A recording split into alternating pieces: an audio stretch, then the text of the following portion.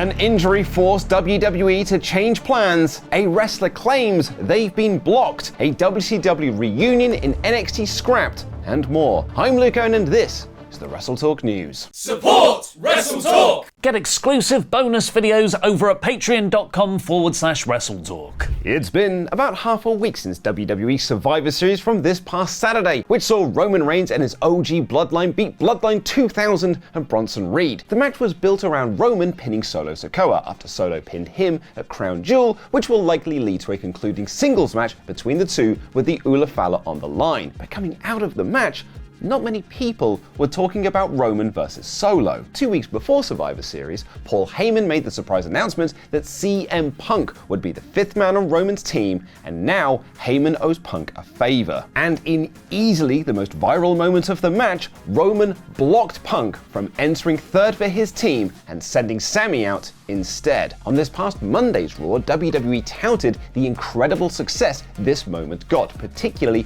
on social media. Within 24 hours, the clip had been viewed around 204 million times. At the time of this writing, the Instagram reel has 115 million views alone, which WWE say is their most watched reel of 2024. And as I learned from watching The Apprentice here in the UK, if something is selling, buy more of it and sell it more. And WWE are clearly doing that, loading yet another video of Roman and Punk in the cage at War Games. At the time of writing, it's been up for around 9 hours as I'm writing this, it has eclipsed all clips from NXT, including Eric Bischoff and X-Pac's appearances, and several moments from Raw. So what could this mean? Ibu of WrestlePurist, that is his full name, said on the Fightful Raw post-show that Roman was telling people that when he came back from his post-WrestleMania break, he wanted to help Jacob Fatu and get him over. For what it's worth, that's kind of also what I've heard. That same person told me that Punk really wants to work Roman at Mania, but Roman is more interested in working with Jacob Fatu. But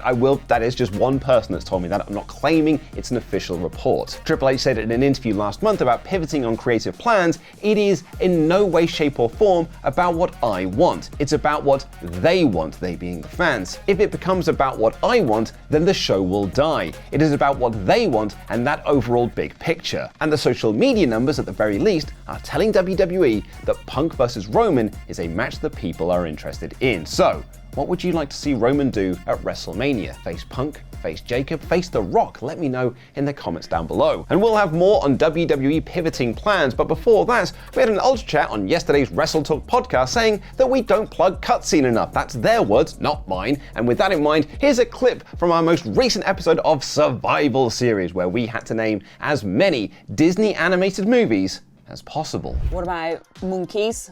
Oh, no, because that would be The Jungle Book. Is that a Disney film? Yes. I don't know. Is Jungle Book a Disney film? Surely they'd have capitalised on that more. Surely they'd be like a Jungle Book world. The Jungle Book? Oh, The Jungle Book. Oh God, I love King of the Swingers. It's my favorite song. You like when Christopher Walken sings it in the remake? That one I like less. I want to be like you. I wanna walk like you and talk like you do. You see, it's true. Ooh. The Jungle Book. The Jungle Book.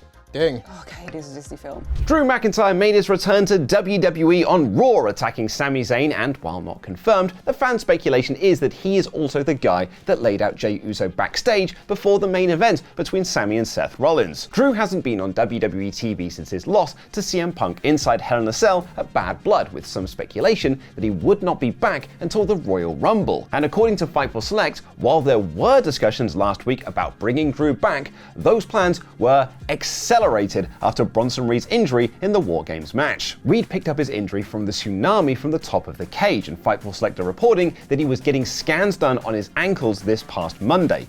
Fingers crossed for a speedy recovery. Speaking of injuries at Survivor Series, which also included Jimmy Uso and reportedly also Jacob Fatu, it was announced on Raw that Sheamus had cracked his ribs in a three-way with Ludwig Kaiser and Bron Breakker. It felt like WWE were heading in the direction of finally giving Sheamus his Intercontinental Championship win from Breakker, so this injury could be a blow to those plans. However, it could also be a worky McWorkface, as Dave Meltzer noted on Wrestling Observer Radio that when he asked if the injury was a storyline, no one could say either way. This interestingly comes off the back of the Jade Cargill injury angle, where there are a lot of conflicting reports about how long she'll be out for, or if she's even injured at all. Also at Survivor Series, Gunther picked up a win over Damian Priest to retain his World Heavyweight Championship, and after beating Dominic Mysterio on Raw, it was announced that he'll face Finn Balor for the title at Saturday night's main event. And Fightful Select are reporting that Gunther will likely be around for the next few years, as WWE are close to signing a new deal with the Ring General. Sean Ross Sapp writes, sources in the company expect it to be done this year, barring any unforeseen circumstances. Like all WWE re-signees this year, this would be a multi-year deal between Gunther and WWE are reportedly thrilled with Gunther's ring work and his attitude to media obligations. SRS adds one WWE higher-up referred to Gunther as among the most professional talents they had ever worked with. Last night's NXT saw Ren Sinclair and Eddie Thorpe qualify for the Iron Survivor challenges this weekend, and no Quarter Catch crew earned a shot at the tag team titles. But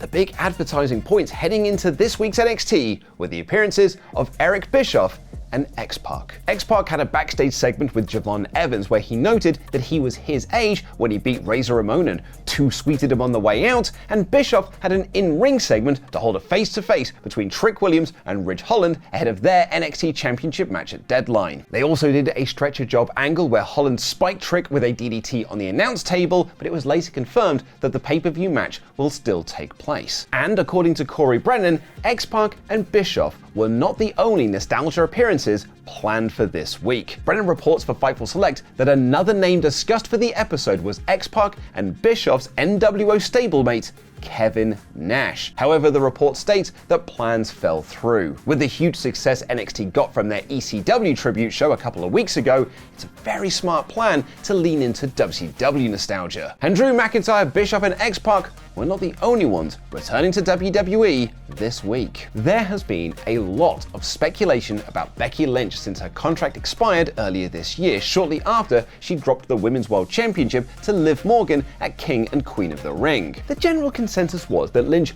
would return to WWE and was just taking time away from wrestling to spend more of it with her family. There was some light speculation about a potential jump to All Elite Wrestling, but that was more fan fantasy booking than anything else. There have been some reports that Lynch could be returning to WWE for the Raw debut on Netflix on January 6th, 2025, and those reports might now have been confirmed. Both Fightful and PW Insider are reporting that Netflix held a WWE event on December 3rd, which had in attendance Triple H and Nick Khan, along with Seth Rollins, Liv Morgan, Bianca Belair, CM Punk, Cody Rhodes, and The Miz. One of those things is not like the other, but the most interesting name in the bunch was Becky Lynch. Also interestingly, it was reported that Lynch was there, but might not have appeared, meaning that she might have just been there because Seth Rollins, her IRL husband, was making an appearance. Even more interestingly, at least for me, is that this Netflix event tells you how the streaming platform might see WWE